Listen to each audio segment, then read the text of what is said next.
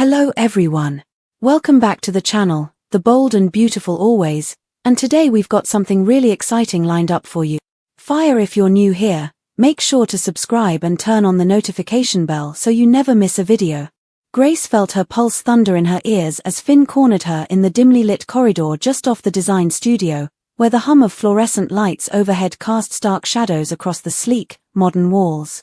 He stood with his shoulders squared, a tremor of righteous anger in his voice as he spoke, the words tumbling out in an urgent rush. "Grace, I know what you've been doing. I know about the missing samples, the shady deals with the suppliers, how you've been covering it all up. You thought you could use our relationship as a shield, but I can't stay silent anymore." The confession hit her like a physical blow, echoing in every fiber of her being, the world tilting on its axis. She would have called out to him, to reach out and stop him escalating things, but the weight of what was to come crushed her vocal cords, left her mouth pressed shut. His eyes, those clear, determined green eyes she had fallen for, flicked with hurt and betrayed hope as he held up the evidence, photographs, spreadsheets, supplier contracts, proof she had been siphoning premium designer materials out of Forrester Creations and rerouting orders to a clandestine startup she'd launched behind Ridge and Eric's backs. Finn's every breath trembled with urgency. "I have to tell Mom and Dad. I have to tell Hope, Liam, everyone. What you've done can't go unpunished." His voice cracked on the final words. She felt her stomach twist, to recognize in him that earnestness, that devotion to truth, was to know how much she stood to lose. And yet, the advantages, the power she'd gained, independence, the adrenaline of control, coursed through her veins, refusing to be relinquished. Anger flared at being exposed, at him for believing he could just walk in and shatter her carefully constructed reality with truth, his truth.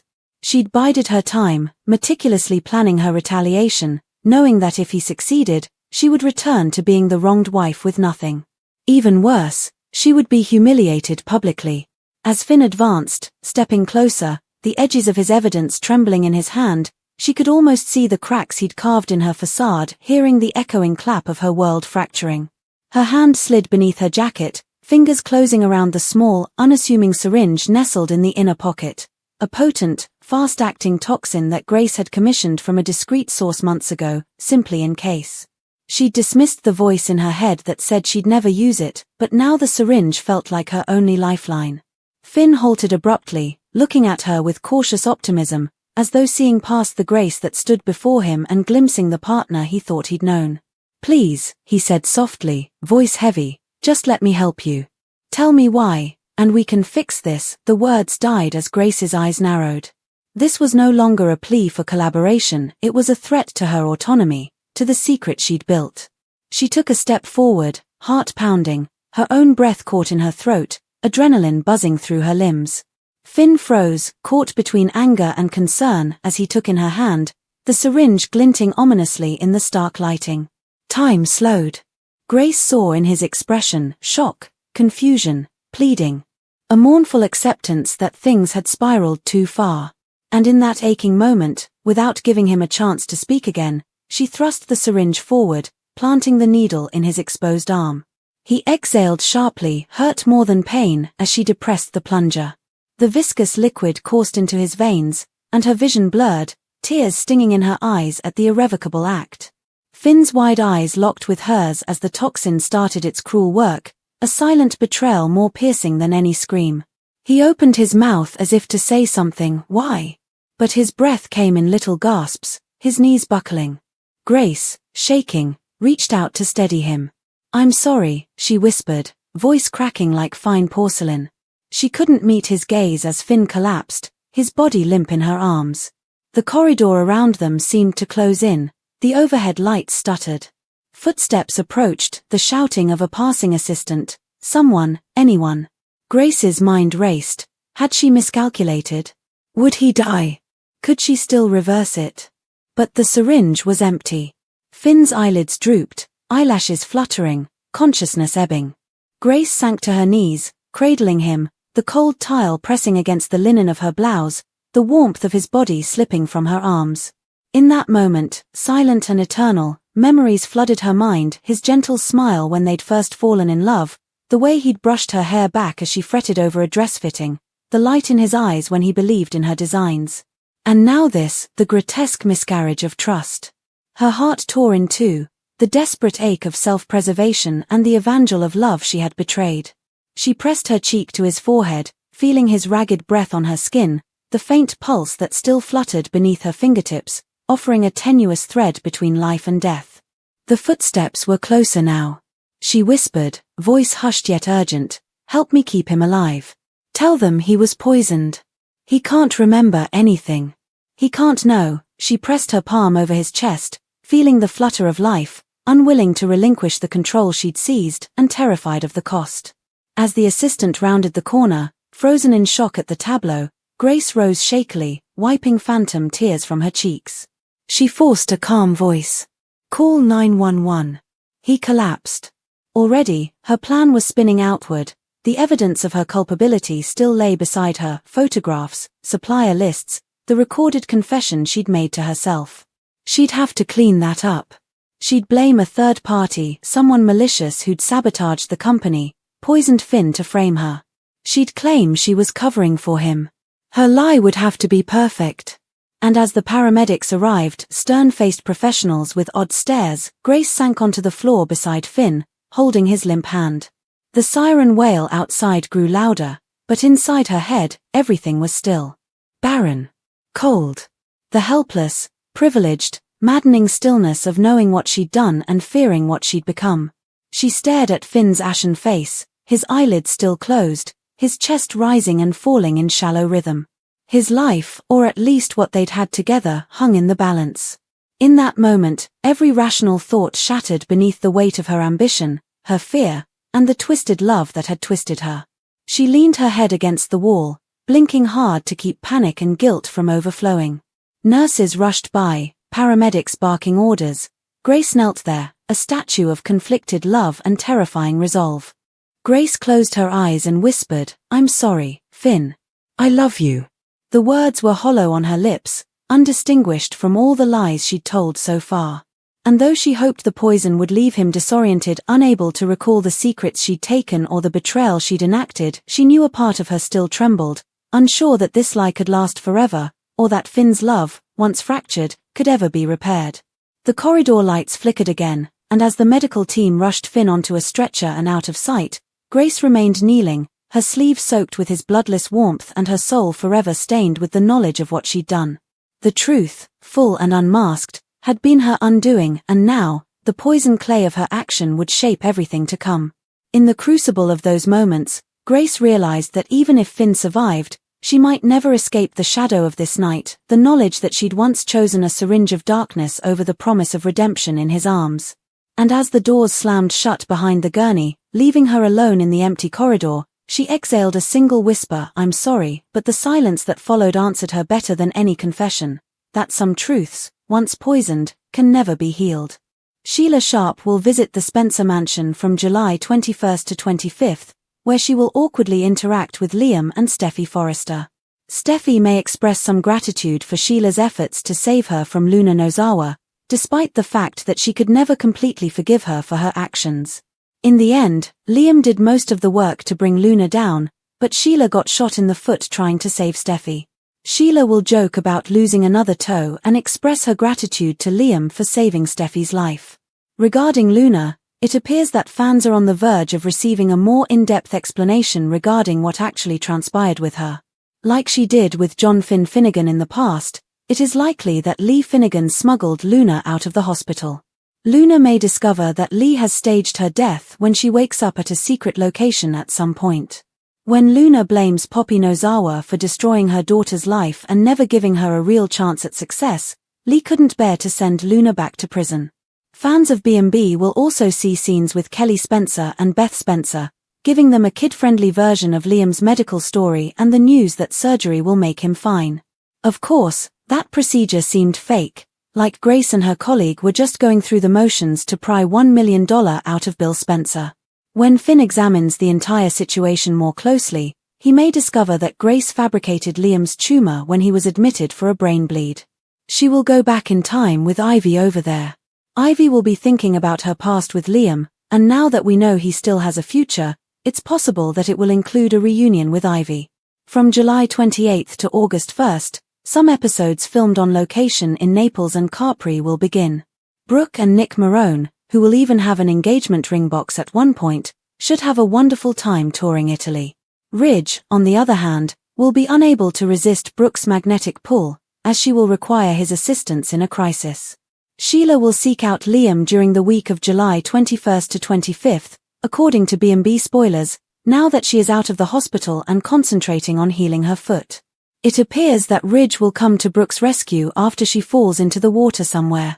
Sheila stepped up for Steffi at the beach house, so despite Bill Spencer's reservations about letting her in, he will still allow her to come. Sheila made every effort to remove Luna Nozawa's weapon from her grasp, but in the process, she was shot in the foot. Despite this, Sheila was able to distract Luna in the end, allowing Liam to grab the gun and prevent Luna from harming Steffi. Sheila may want to discuss Luna's tragic end with Liam now that she has been informed of her granddaughter's death. Perhaps Sheila will reassure Liam that she does not hold him accountable for doing whatever it took to safeguard Steffi. Sheila will want to express her gratitude to Liam for taking Steffi's side when it mattered most and ensuring that John Finnegan's wife survived. During Sheila's visit, Liam's brain surgery may also come up because he has a lot of bandages on his head right now. Sheila might get information about Liam's experimental tumor treatment and express her happiness that he will be okay. In the midst of everything, Steffi will be by Liam's bedside, causing some awkwardness. Sheila, on the other hand, will keep things lighthearted by making fun of her 8 toes and showing off her injured foot. Those are positive signs because Sheila will get a laugh from Liam and even a strained smile from Steffi. This week on The Bold and the Beautiful, spoilers indicate that Liam Spencer will be recovering from his top-secret $1 million brain tumor surgery. It will be interesting to see how this whole discussion plays out once Sheila stumbles in on crutches and demonstrates her caring side. Grace Buckingham saved the day and pulled off a miracle for Liam Spencer, the son of Bill Spencer. At first, it was thought that Liam would not survive because the tumor was inoperable. Or was she? When something seems too good to be true, it usually is. Did Buckingham just defraud Bill of $1 million? Find out by reading on. Spoilers for the next episode of CBS Bold and the Beautiful can be found below. When Bill Spencer found out that his son Liam had a tumor and a bad future, he agreed to pay whatever it took to try to save him. However, how does Grace Buckingham profit from the millionaire's desperate situation to sell him a Trojan horse? Did Bill function as a fiddle? It's super fishy that Liam Spencer couldn't be saved, but once Bill showed up with $1 million, Grace found a way. That kind of surgery would never be done by a doctor in their right mind right after a shooting, but Dr. Buckingham wasn't bothered. Even more shady was the fact that Grace performed the surgery away from public view, in a secret location, and then sent Liam to Bill's mansion to recover.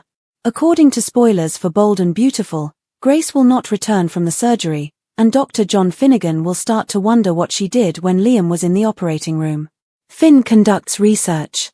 Finn is able to conduct tests, see if Liam's cancer has disappeared, and verify that a surgery was actually carried out.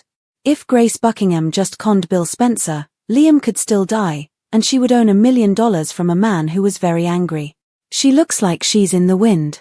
The Bold and the Beautiful spoilers say that the CBS soap opera will have a major relationship shakeup in the next month. Hope Logan was supposed to be planning her wedding to Carter Walton, but Liam Spencer's current crisis has kept her from doing so. Is Hope beginning to lose her cool? Read on to learn more about what will be happening next week on Bold and Beautiful. There may be a reunion with Lope. A few years ago, Hope Logan and Liam Spencer parted ways. Hope was urging Liam to give him another chance before he received his tumor diagnosis. However, she decided to take over Forrester Creations and be with Carter Walton. Now, Liam's life on The Bold and the Beautiful is hanging on by a thread, and Hope is beginning to wonder what might have been. When you see your ex-husband fighting cancer and getting shot, it can make you wonder about your relationship status. A dying man who has just been shot cannot compete with Carter Walton. According to The Bold and the Beautiful spoilers, Steffi Forrester will devote herself to caring for her ex-husband, which will only increase Hope's desire to be with Liam. Carter will want to get back to planning weddings after the big shootout with Luna Nozawa is over, according to B&B spoilers. It will become evident that Hope is having second thoughts when she begins to put off setting a date. Hope Logan's emotions shift. Did Hope's feelings about Carter change after Liam was shot?